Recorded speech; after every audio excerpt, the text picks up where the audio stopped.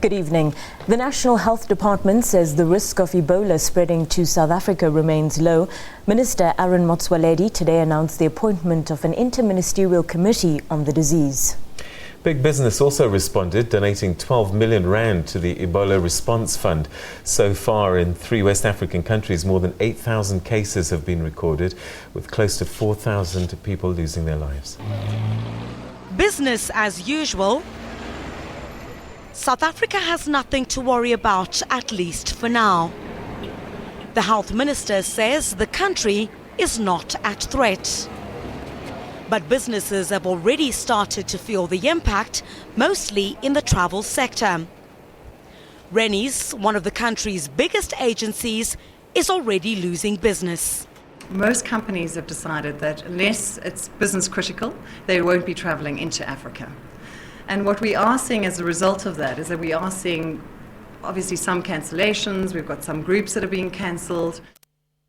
Poor understanding of the continent's geography adds fuel to the fire. The agents find it difficult to explain to the public that Ebola is not in Southern Africa.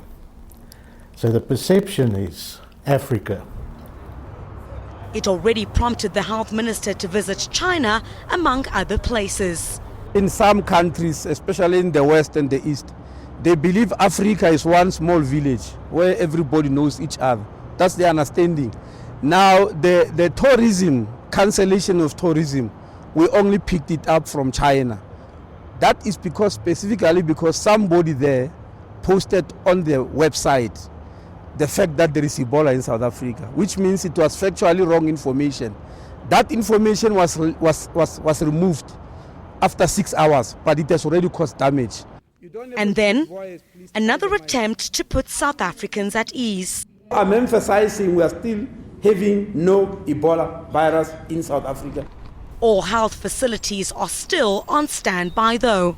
Motsoaledi maintains that South Africa is ready to deal with Ebola and that all 11 designated hospitals are well equipped to treat any cases. Well, he remains confident that all the facilities are familiar with the guidelines on how to diagnose, isolate and treat patients. But west of the continent, a harrowing account of the Ebola outbreak. What we need is a massive and fast support from all over the world.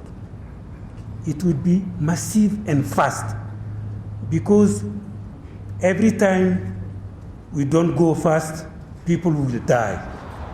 While they lament slow assistance, the donations from South African companies will go some way to help fight the killer virus. Criselda Lewis, SABC News in Johannesburg.